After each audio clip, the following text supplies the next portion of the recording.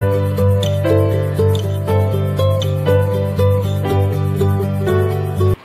Student, मैं हूँ कोमल और लास्ट लेक्चर में हमने देखे थे ज्योमेट्रिकल एप्लीकेशंस के कुछ टॉपिक, जिसमें था पहला स्ट्रेट लाइन, उसमें हमने काउंट किए थे स्ट्रेट लाइन को। सेकेंड टॉपिक था काउंटिंग ऑफ ट्रायंगल्स और थर्ड टॉपिक था काउंटिंग ऑफ डायगोनल। और नेक्स्ट फोर्थ टॉपिक है हमारा counting of point of intersection. यहाँ पे जो पॉइंट ऑफ इंटरसेक्शंस आते, यानी कि जो पॉइंट इंटरसेक्ट करके जितने पॉइंट हमें मिलेंगे वो हमें क्या करने होंगे, काउंट करने होंगे। फॉर एग्जांपल जैसे दो स्ट्रेट लाइन ली तो उनका मैक्सिमम पॉइंट ऑफ इंटरसेक्शन कितना आएगा, 1। तो यहाँ पे आपको जब स्ट्रेट लाइन कंसीडर करोगे तो आपको ऐसे नहीं कंसीडर करनी, आपको ये मान के चलना होगा कि हमें मैक्सिमम पॉइंट ऑफ इंटरसेक्शन चाहिए, ठीक है। और सर्कल्स भी आपको ऐसे कंसिडर करने होंगे कि जैसे आपको मैक्सिमम मिलेगा पॉइंट ऑफ इंटरसेक्शन। अगर आपने ऐसे दो सर्कल्स कंसिडर कर लिए तो आपको पॉइंट ऑफ इंटरसेक्शन मिलेगा क्या, नहीं। तो इसीलिए आपको जब भी कंसिडर करोगे आप तो ऐसे मान के चलना होगा कि आपको मैक्सिमम नंबर ऑफ चाहिए, ठीक है। तो अगर हमने दो स्ट्रेट लाइन ले तो पॉइंट ऑफ इंटरसेक्शन कितना मिला हमें, 1। अगर दो सर्कल्स ले तो उसका मैक्सिमम पॉइंट ऑफ इंटरसेक्शन कितने आए हमारे, 2 पॉइंट्स। एक सर्कल और एक स्ट्रेट लाइन कंसीडर की तो क्या आता है हमारे पॉइंट ऑफ इंटरसेक्शन, 2। अगर दो पैराबोलास कंसीडर किए तो क्या आएंगे हमारे पॉइंट ऑफ इंटरसेक्शन, 4। एक सर्कल एक पैराबोला कंसीडर किया तो मैक्सिमम पॉइंट ऑफ इंटरसेक्शन क्या आते हैं हमारे, 4। एक पैराबोला और एक स्ट्रेट लाइन कंसीडर की तो कितने आते, 2 आते नंबर ऑफ पॉसिबल इंटरसेक्शंस। तो एग्जाम्पल क्या है देखो, there are 4 straight lines, 3 circle and 2 parabolas. तो हमें क्या दिया है देखो, 4 स्ट्रेट लाइन दिए, 3 सर्कल्स और 2 पैराबोला की बने। और हमें क्या पूछा है, then find the number of point of intersections possible. तो इनमें हमको maximum number of point of intersection जितने पॉसिबल होंगे उतने आपको फाइंड आउट करने, ठीक है। तो अगर आपके पास 4 क्या है स्ट्रेट लाइन से, 3 क्या है आपके पास सर्कल से और 2 पैराबोला से, ठीक है। तो उनमें आपको अभी इंटरसेक्शन निकालने के लिए क्या करने होंगे, कुछ केसेस लेने होंगे। तो हम कैसे केसेस लेते देखो, पहले हमने क्या किया, लाइन कंसीडर कर ली और लाइन के पहले हम क्या करेंगे, point of intersection find out कर लेंगे। प्लस उसके बाद किसके करेंगे, लाइन और सर्कल के, और फिर लाइन और पैराबोला के फाइंड आउट कर लेंगे। प्लस नेक्स्ट किसके फाइंड आउट करेंगे हम, देखो सर्कल और सर्कल के मिल सकते हैं हमें, 2 सर्कल कंसीडर करेंगे तो फिर सर्कल और पैराबोला, और फिर कैसे आएंगे 2 पैराबोलास के पॉइंट ऑफ इंटरसेक्शन हम फाइंड आउट करेंगे। और कुछ केस आ सकते हैं इसमें, हमें कितने पॉसिबल नंबर ऑफ केसेस आए, टोटल 6 पॉसिबल केसेस आए। अब इनको सिलेक्ट करना होगा ना हमें, तो सिलेक्ट कैसे करेंगे देखो, पहले लाइन और लाइन का देखते हैं हम। अगर हमने सपोज 2 स्ट्रेट लाइन ली तो उनका पॉसिबल नंबर ऑफ इंटरसेक्शन कितने आते हैं, मैक्सिमम 1। अगर हमारे पास 4 लाइन से उसमें से हमने 2 सिलेक्ट कर ली, ठीक है, स्ट्रेट लाइन, तो उनका पॉसिबल 2 स्ट्रेट लाइन के लिए पॉइंट ऑफ इंटरसेक्शन कितना आएगा, 1। कोई भी आप सिलेक्ट कर लो, कौन सी भी 2 सिलेक्ट कर लो, उनका पॉइंट ऑफ इंटरसेक्शन हमेशा क्या आएगा, 1 ही आएगा मैक्सिमम।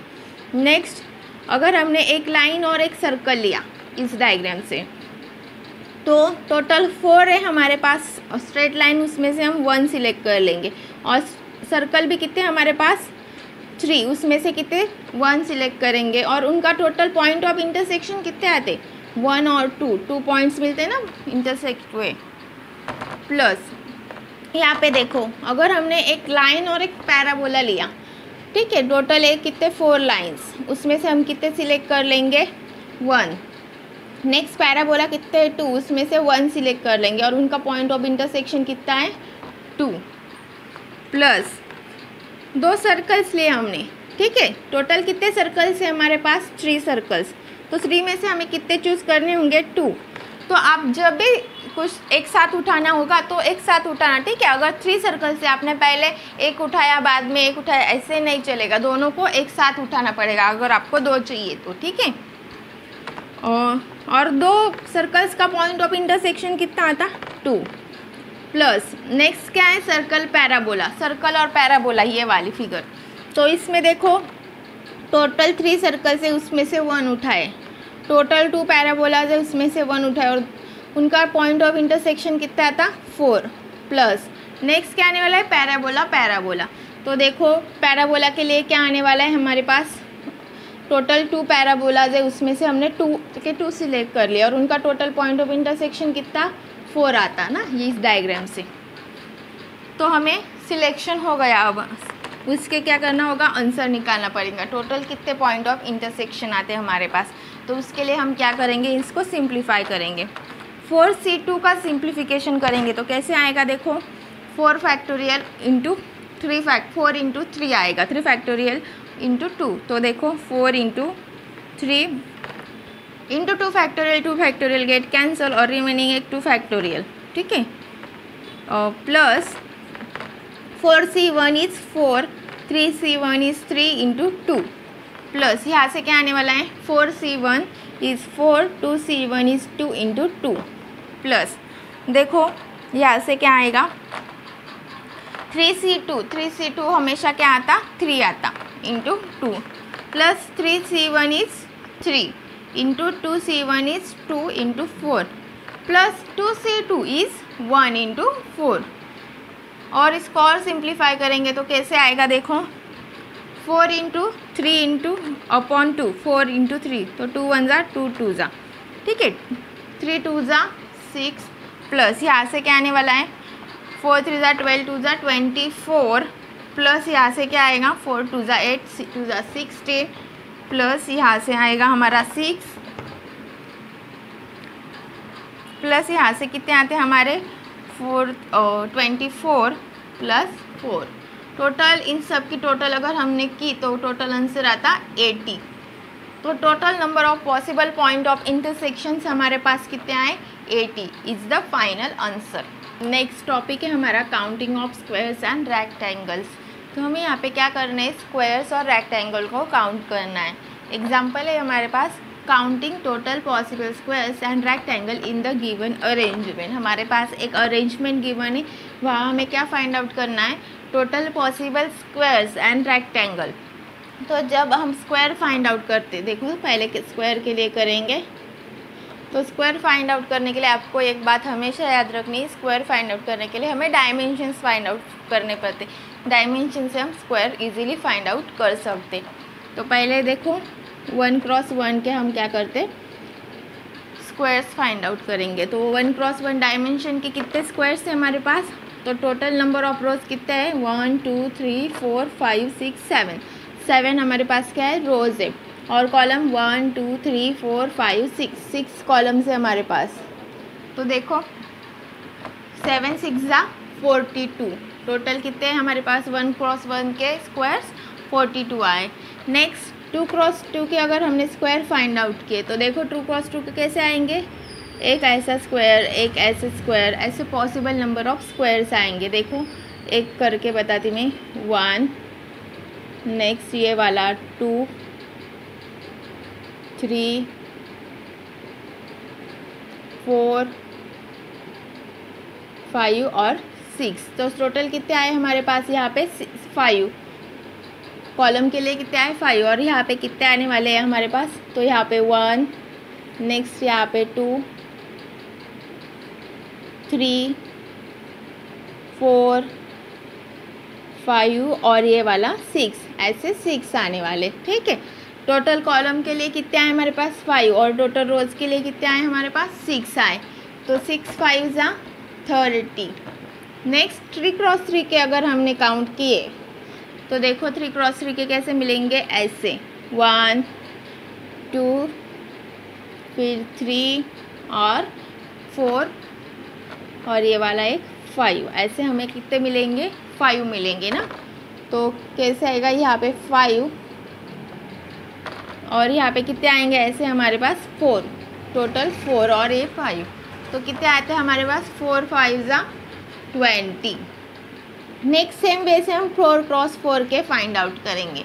देखो यहाँ पे क्या 1 क्या हो जा रहा है सब्सट्रैक्ट हो जा रहा है और यहाँ पे भी तो सेम वे से हम निकाल सकते हैं या फिर ऐसे ट्रिक से भी निकाल सकते हो। तो देखो यहाँ पे कितने आएंगे 4 into 3 which is 12। Next 5 cross 5 के निकालेंगे तो कितने आएंगे हमारे पास 3 into 2 which is 6 and 6 cross 6 के निकालेंगे तो कैसे आएंगे हमारे पास 2 इंटू 1, तो यहाँ पे कितने आते हैं 2। और 7 क्रॉस 7 के निकाल सकते कि नहीं निकाल सकते, क्योंकि हमारे पास टोटल नंबर ऑफ कॉलम्स कितने हैं 6 है, तो 7 क्रॉस 7 के निकालते नहीं आएंगे, इसीलिए इतना ही हमारे नंबर ऑफ केसेस आएंगे। अगर हमने इन सब की एडिशन की अब टोटल तो कितने आते हैं हमारे पास 112। टोटल नंबर ऑफ स्क्वायर्स कितने हमारे इतने अरेंजमेंट पे 112 अरेंजमेंट है, ठीक है। नेक्स्ट हमें क्या फाइंड आउट करना होगा रेक्टेंगल्स, और रेक्टेंगल्स फॉर्म करने के लिए हमारे पास क्या है एक ट्रिक है, देखो। तो पहले रेक्टेंगल के लिए हम क्या करेंगे, number of vertical lines find out करेंगे और number of horizontal lines find out करेंगे, ठीक है।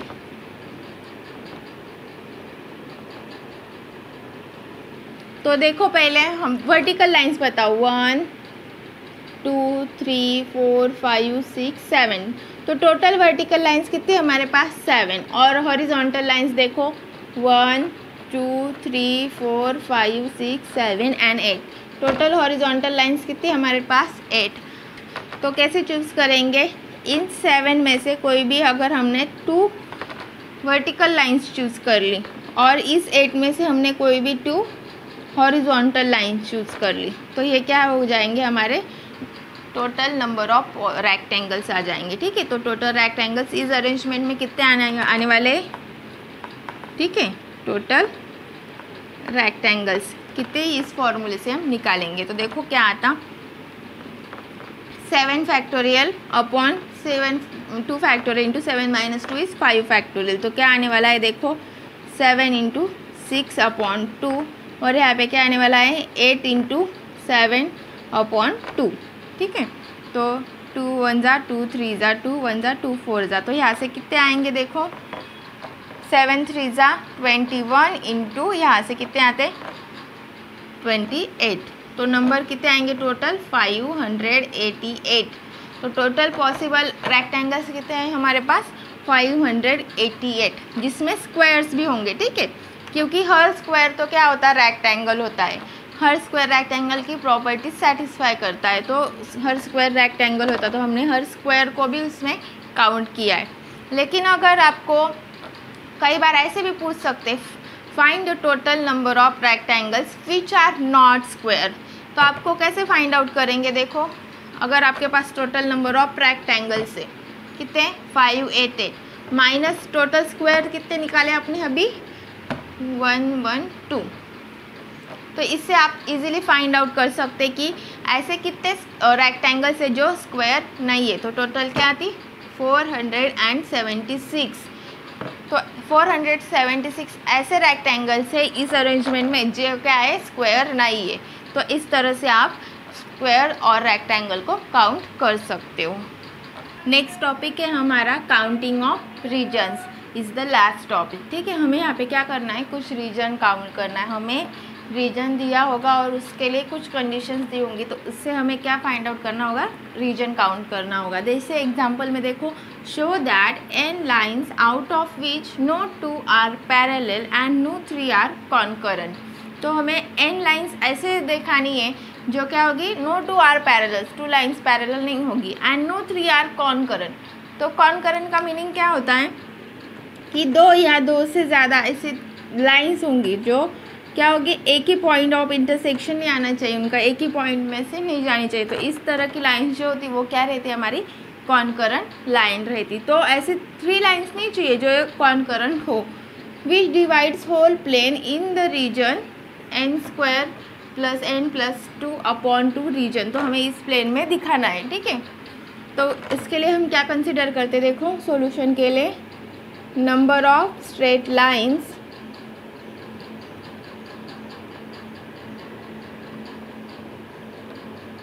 और उससे टोटल रीजन कितना आएगा वो निकालते हैं, रीजन्स जो आएंगे वो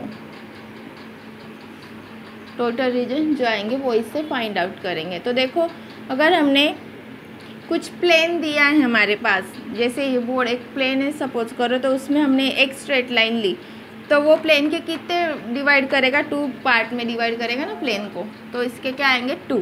टोटल रीजन्स कितने आएंगे 1 और 2 ऐसे। अगर हमने पैरेलल तो 2 नहीं चाहिए, तो हमने एक ऐसे सपोज एक लाइन ली, ठीक है, तो इससे हमारे प्लेन के कितने पार्ट होंगे 1 2 3 एंड 4। टोटल कितने पार्ट आए हमारे, जब हमने 2 लाइन्स ली तो 4। नेक्स्ट अगर हमने 3 लाइन्स ली, देखो तो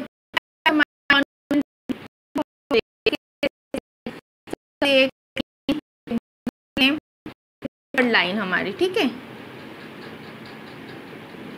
ऐसे ली तो टोटल नंबर कितने आते देखो 1 2 3 4 5 6 एंड दिस इज 7। टोटल कितने रीजन्स आए, 3 लाइन्स ली तो 7 रीजन्स आए। नेक्स्ट अगर हमने 4 लाइन्स ली, देखो इसको ऐसे करो, ऐसे कुछ 4 लाइन्स ली हमने, तो पहले तो हमारे पास कितने रीजन है 7 रीजन है, ठीक है। तो नेक्स्ट कितने आएंगे देखो 8, ये 9, ये 10 और ये 11, और कुछ नया रीजन मिला का हमारे पास, ये तो फर्स्ट है, पहले 7 तो हमारे पास थे, ठीक है। तो टोटल कितने रीजन्स मिले अब 11, 4 लाइन्स के लिए 11। तो इन जनरल अगर हमने n लाइन्स ली, तो n लाइन्स के लिए कितने रीजन आएंगे, देखो n² + n + 2/2 in general case के लिए। तो हमें यही शो करना था, आप काउंट कर सकते हो। देखो जैसे अगर हमने ये n की वैल्यू 1 रख दी, तो यहाँ पे क्या आने वाला है, देखो 1 + 1 + 2/2, तो यहाँ से क्या आएगा देखो 4/2 इज 2 आए टोटल रीजन। तो इन जनरल केसेस में आप हर एक को पुट करके देख सकते हो। तो इन जनरल हमारा ऐसा आएगा, इस तरह से हमें n लाइन के लिए शो करना पड़ेगा। Is the final solution. Thank you friends for watching this video. अगर आपको मेरी वीडियो अच्छी लगे तो प्लीज़ लाइक कीजिएगा, शेयर कीजिएगा, और आपको कुछ डिफ़िकल्टी हो तो मुझे कमेंट में ज़रूर पूछिएगा, और मेरे चैनल को सब्सक्राइब कीजिएगा। Thank you.